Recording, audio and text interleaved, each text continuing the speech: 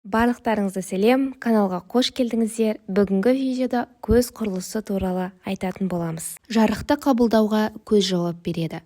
Көзге түсетін жарықтың әсерінен пайда болған тербелістер көру жүйкесі арқылы, яғни екінші бас ми нерві арқылы көру жүйкесі, одан әрі миға жетеді.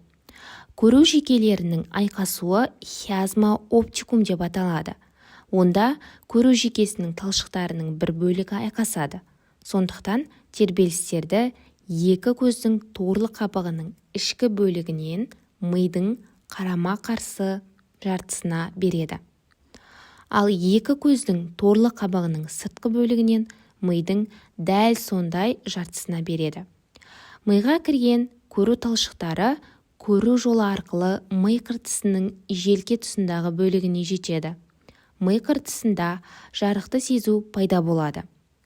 Көзге түскен жарықтың көлемі қарашық рефлексі арқылы реттеледі. Қарашық нұрлы қабықтың бірыңғай салалы бұлшық еттерінің көмегімен күшті жарық түскенде тарылады, ал әлсіз жарық түскенде кеңейеді. Қарашық рефлексі шартсыз рефлекске жатады.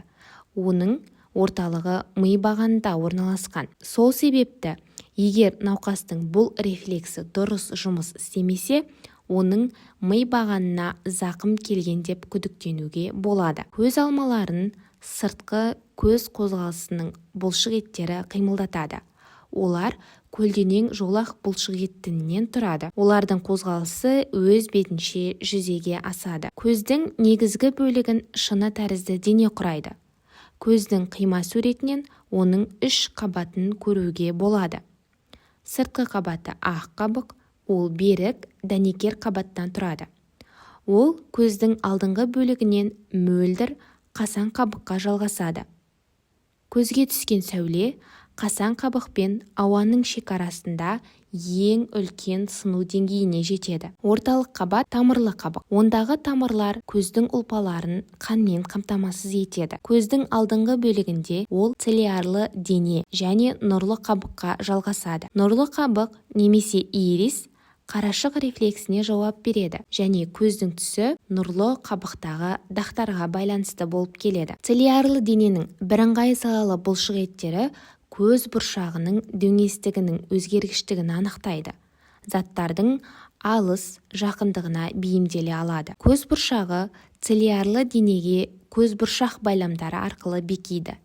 Цилиарлы дененің міндеті көз камерасын толтыратын суды өндіру. Егер көз камерасында су дұрыс жүрмесе, онда су жиналып, көз қысымының артуына және глаукоманың пайда болуына, тіпті соқырлыққа да себеп болады. Ақ қабықтың ішінде торлы қабық немесе ретина орналасқан. Оған көрінетін заттардың төңкерілген, кішірейтілген суреті түседі. Рецепторлық жасушалары құтышалар мен таяқшалар. Ретинадағы өткір көрудің орны сары дақ. Оның орталық бөлігінде тек құтышалар орналасқан. Орталықтан алыстаған сайын таяқшалардың саны артады. Соқыр дақ көру жүйкесінің шығатын жері. Онда құтышалар мен таяқшалар жоқ. Көру жүйкелерінің талшықтары ретина рецепторларында туған тербелістерді миға жеткізеді. Көздің торлы қабығындағы рецепторлық жасушалар, құтышалар мен таяқшалар, олар тербелістерді биполярлы жасушаларға береді. Ал олар түйіндік жасушаларды қоздырады.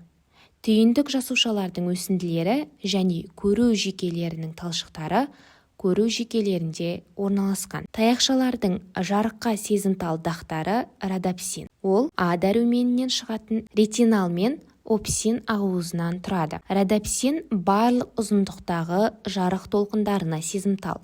Сондықтан таяқшалар түсті ажыратуға мүмкіндік бермейді. Таяқшалардың сезімталдық шегі төмен, бар болғаны бір фотонның әсерінен қозады. Сондықтан әлсіз жарықта да жұмыс істейді. Құтышалар үш түрлі түсті жарыққа, қызылға, жасылға, сондай-ақ көк түске сезімтал.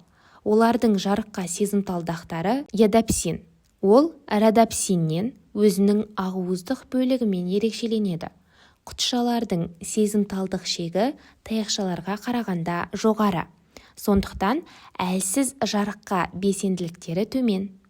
Сондықтан да күн қараңғылана бастағанда заттарды сұр түсте көреміз. Бұлыңғыр жұлдыздарды әдетте көру мүшеміздің перифериялық бөлігімен көреміз. Себебі сол кезде заттың суреті сарыдаққа түспейді. Ретинаның сезімтал таяқшалары көп бөлігіне түседі. Егер құтышалардың белгілі бір түрі жетіспесе, немесе жұмыс істемесе, онда түстерді ажырату сезімінен айырылу, яғни дальтонизм туралы сөз қозғауға болады. Дальтонизмнің жиі кездесетін түрі қызыл, жасыл түсті ажырата алмау.